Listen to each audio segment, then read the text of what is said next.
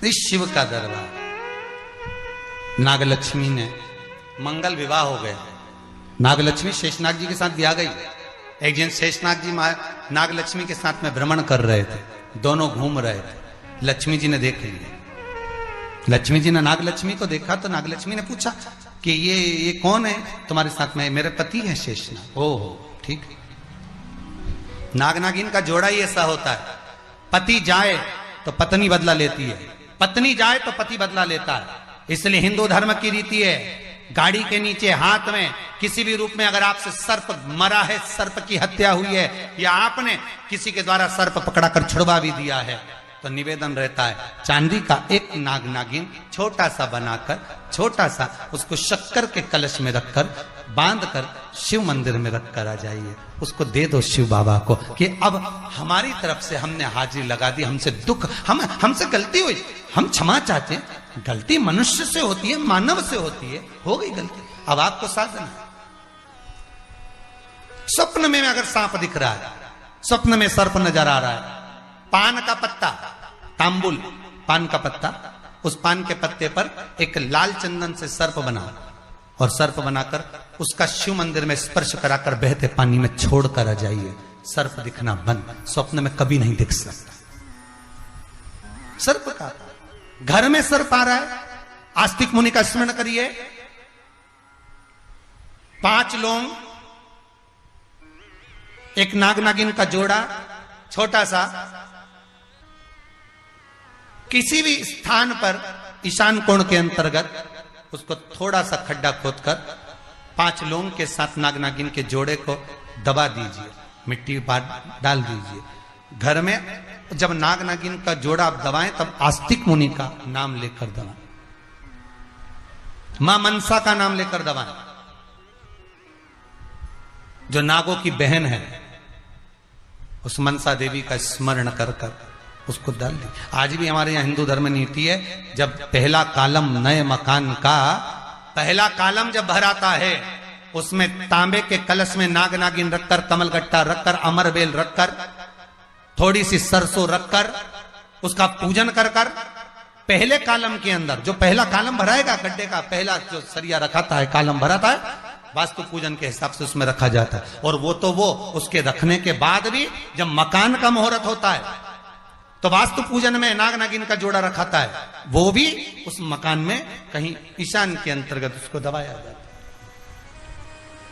उसको भी। इसलिए कह देते हैं यहाँ पत्थर मत लगाना, यहाँ टाइल्स मत लगाना। पंडित जी से पूछोगे तो ब्राह्मण बता देगा इस जगह पर टाइल्स ना लगाइए, इस जगह पर पत्थर ना लगाइए, यहाँ पर वो गोला रखा जाएगा, यहाँ पर वो नाग नागिन का जोड़ा रखाएगा वास्तु पूजन के बाद। 4 लोहे की कील, नागफणी कील वास्तु पूजन में चारों मकान में चारों तरफ लगाई जाती है। क्यों लगाते हैं? कि कोई दोष हुआ हो, कोई जीव यहां रहता हो, सर्प का निवास हो, अगर मकान बनाने में टूट गया हो, किसी का मन दुखा हो, तो वो मन ना दुखे। क्षमा याचना, परम आभूषण है, क्षमा मांग लेना, परम आभूषण। गलती करो तो क्षमा मांगने में देरी ना करो। हो गई गलती, हो क्षमा है, हम क्षमा मांगो। हे शंकर, हे शंभु, हे त्रिकालदर्शी, हे कैलाशी, हे अविनाशी, क्षमा कर दी, गलती हो गई। तेरा ही दिया मैंने खा। पंचमी, चाहे वो शुक्ल पक्ष की हो, चाहे वो कृष्ण पक्ष की। श्रावण महीने की पंचमी के दिन शंकर भगवान पर जिस परिवार के व्यक्ति का कांवड़ जल हमने बताया है आपको, जरूरी नहीं है कि डंडा बांधकर 2 कावड़ के जल के लोटे लेकर जाओ, आप अपने हाथ में भी 2 पात्र लेकर जा सकते हैं।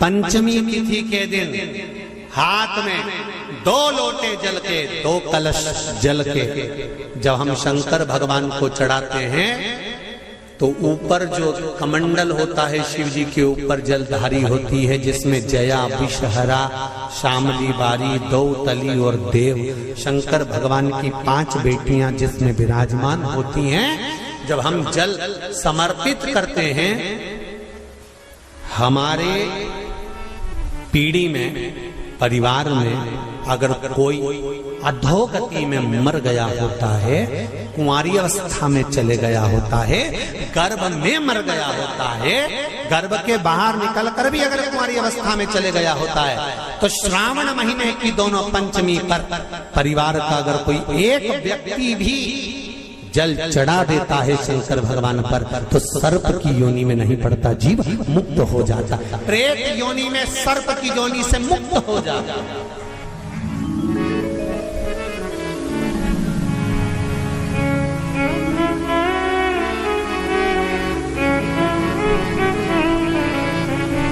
महाराज, हमारे यहाँ सांपों की पूजन कौन से दिन होती है, कौन सी तिथि में करते हैं? जम के बोलो जरा। नाग पंचमी। नाग पंचमी का मतलब क्या है? सांपों की पूजन करो। नाग पंचमी का मतलब होता है शंकर जी के मंदिर में जाकर एक लोटा जल समर्पित कर दो। उसका कारण क्या है कि हमारे परिवार में, हमारे कुटुंब में कोई कुटुंब में, परिवार में कोई 7 पीढ़ी के अंतर्गत भी अगर कोई जीव तड़प रहा होता है, पड़ा हुआ होता है, उसकी मुक्ति नहीं होती है, तो पंचमी का चढ़ा हुआ जल उस जीव को प्राप्त हो जाता है और वो जीव तर जाता है, उसका फिर जन्म नहीं होता, वो तर, इसको मुक्तता कहता है।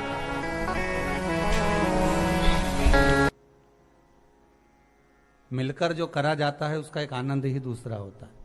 एक अकेला दूध पदार्थ को अपन ग्रहण कर लो, प्रसन्न। तीसरे नंबर पर भगवान विष्णु।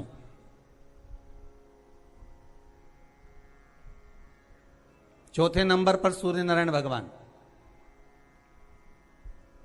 भास्कर देव, और 5वें नंबर पर है मां दुर्गा भवानी। शिव पंचायत में ये 5 हैं।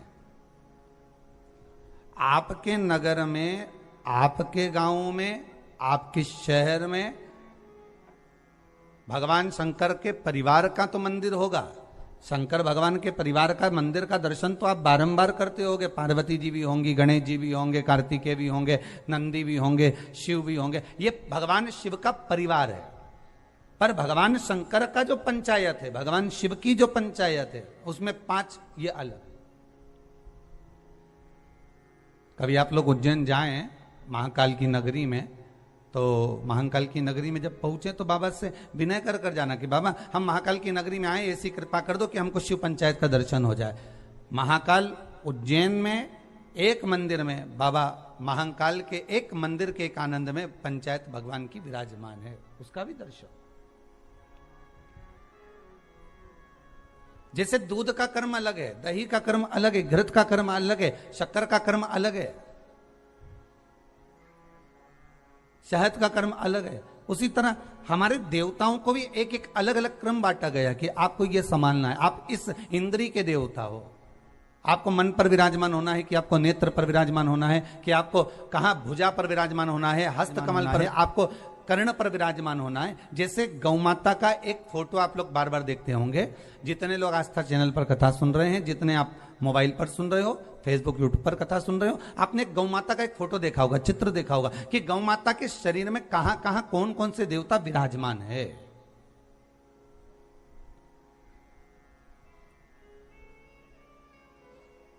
गौ माता के शरीर में कहां कहां कौन से देवता बैठे हुए हैं, ये आपने दर्शन करा होगा एक चित्र के अंदर, एक गौ माता के एक चित्र के अंदर। उसी तरह केवल गौ माता में नहीं,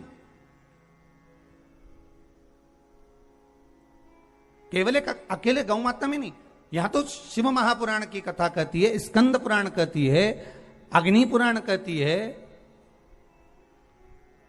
नारद पुराण कहती है कि भगवान ने जब मनुष्य को जन्म दिया, मनु और शत्रुपा का जब प्रकट हुआ, तो मनु शत्रुपा के उस संपूर्ण श्री विग्रह में एक एक इंद्रियों में, एक एक स्थान पर स्वयं भगवान भी विराज